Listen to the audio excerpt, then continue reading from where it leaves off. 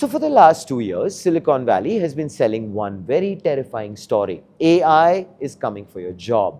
Anthropic CEO Dario Amodei warned that half of entry-level white-collar jobs could disappear.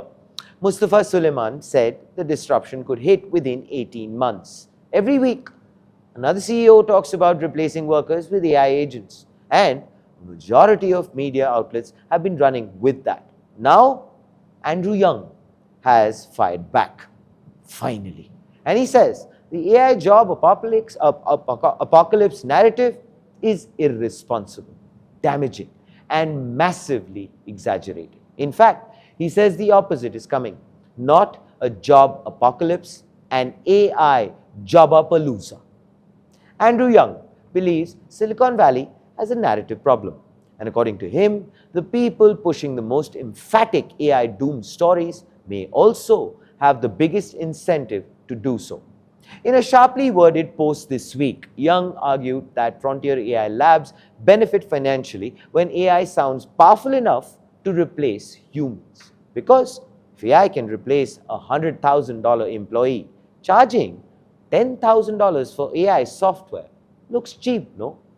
Quite a sharp observation, I must say, as it directly attacks the economic logic underlying much of the current AI hype cycle.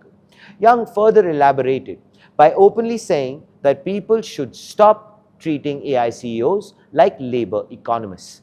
And he's not alone in voicing this. Meta's chief AI scientist Yann LeCun had recently dismissed similar AI unemployment predictions, stating, "Don't listen to CEOs," end quote. LeCun argued that many tech leaders have a vested interest in making AI sound like a world-changing mechanism to justify massive valuations and spending. And this is becoming one of the biggest ideological splits inside AI right now. One side says AI wipes out white-collar jobs. The other says AI becomes another productivity tool like spreadsheets, cloud computing, or the internet itself. Andrew Young for sure occupies a position in the second camp. Young, of course, is also emphasizing that the transition is being misunderstood, which is where India becomes incredibly important. Because if AI creates more engineering work instead of less, India may actually benefit more than most countries. India produces over 1.5 million engineering graduates every year. The United States does not have that scale. And Indian IT firms have been meticulously preparing for this shift since 2023. TCS, Infosys, Wipro, and HCL Tech have already retrained hundreds of thousands of employees into AI-related roles. That is the real AI labor experiment taking place globally right now. And interestingly, it's not happening in Silicon Valley, but in India. There is, of course, however, another uncomfortable truth which needs to be addressed. The people warning about AI job loss are not entirely wrong either. Junior coding jobs, as we know, are changing.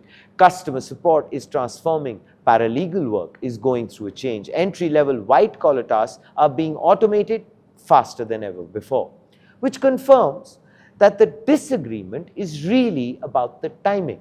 Will AI destroy more jobs than it creates? Or will entirely new categories emerge quickly enough to absorb the transition?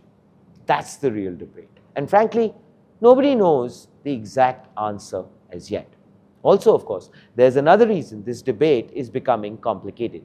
Andrew Young himself benefits from the AI upskilling wave. Yes, his company, deeplearning.ai, has trained millions of learners globally.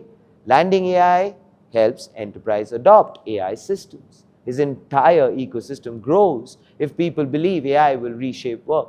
So while Young may be correct, he's not a neutral observer either. But to his credit, Young openly acknowledges that AI is stressful and disruptive for many workers. He just, of course, believes the long-term outcome is net positive. But of course, the most interesting part of this story is not so much about who is right. It's that AI leaders themselves no longer agree on what happens next. Sam Altman warns about disruption. Dario Amodei warns about massive white-collar displacement. Yann LeCun says the fear is overblown, and of course also goes on to say that it is impacting children and making college students depressed. Now, of course, Andrew Young says Jobapalooza is coming. Meanwhile, governments, universities, students, and enterprises are all trying to make life decisions in the middle of all of this uncertainty. And the resultant confusion brewing from all of this may actually become the defining economic story of the AI era. And here, of course, is the front page take. So undoubtedly, AI is going to change work. The real question is whether society adapts fast enough to keep up with the transition. Because history, as we know, shows something important. Technology usually creates more jobs over time. But the people caught in the middle of the transition rarely experience it as progress. And maybe that's the part many still struggle to explain honestly.